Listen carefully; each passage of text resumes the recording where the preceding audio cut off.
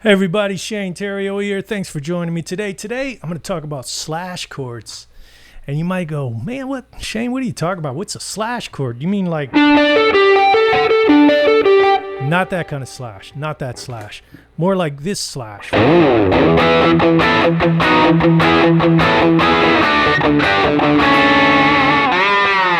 This.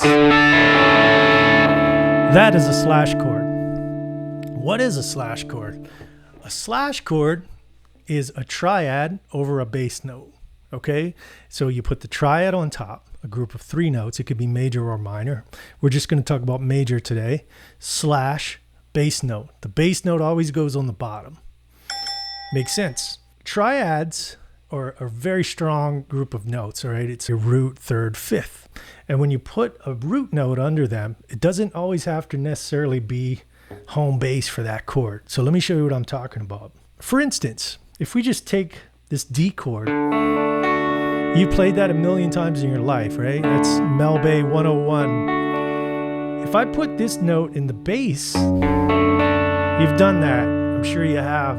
That's a D slash F sharp, a D over an F sharp.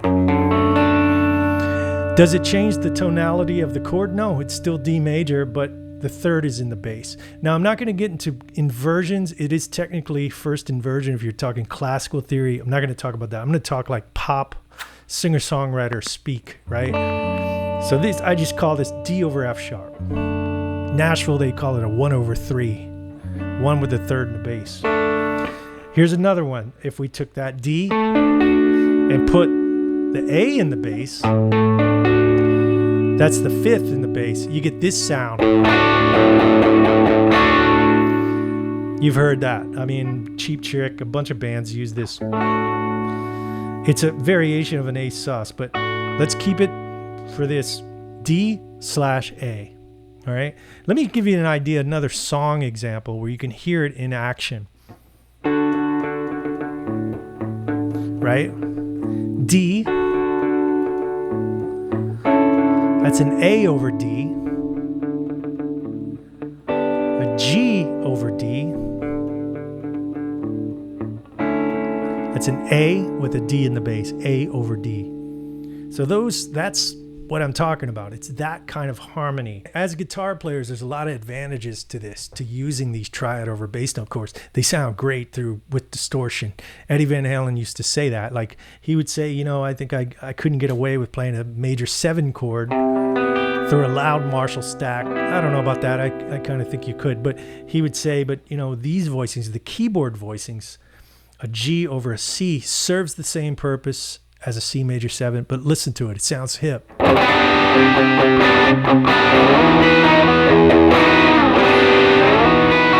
That's the voicing in Panama. That's a B with an E in the bass. Keyboard voicing. A with a D in the bass.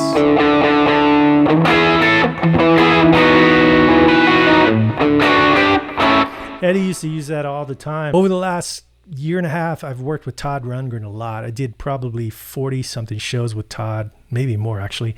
And Todd's songs are chock full of slash chords, tons. And he wrote a lot of the songs on piano, so you can hear, you know, like those kind of chords.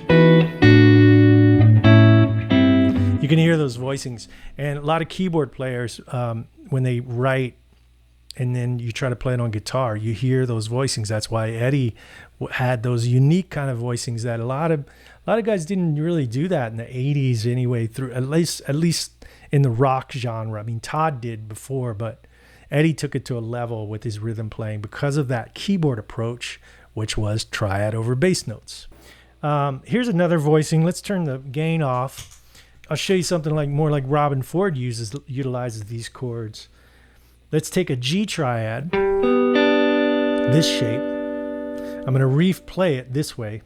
Pinky playing the G, 4th string, 5th fret. Middle finger playing the 3rd string, 4th fret. First finger playing the D, which is the 3rd fret, 2nd string. And then I use my ring finger to play that root note. And the pad mutes that out, the 5th string. So you get that voicing.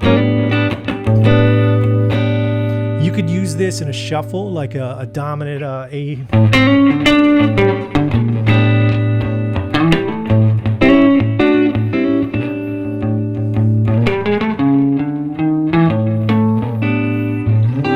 Robben does that a lot. It's 4-chord, right? What is that?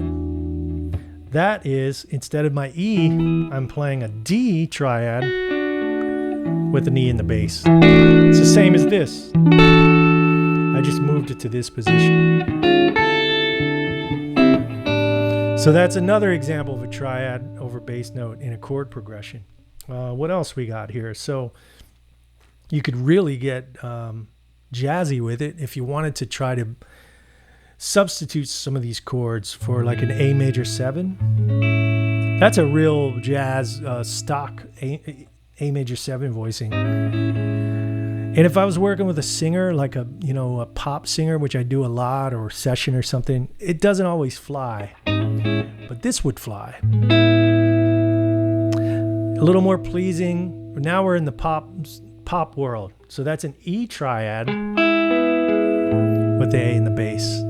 Serves the same purpose as a A major 7, same flavor.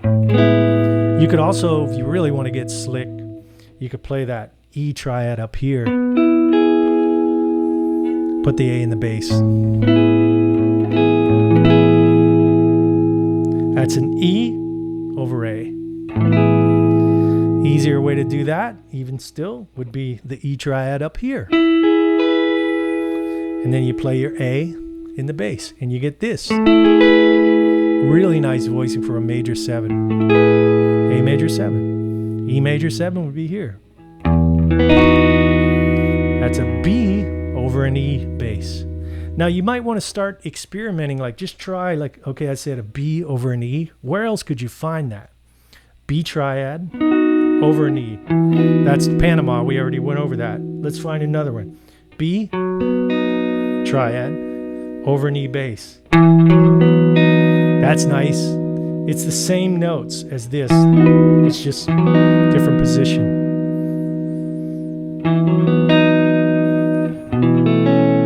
That's an A over a B. That's the Cheap Trick chord, or the Who.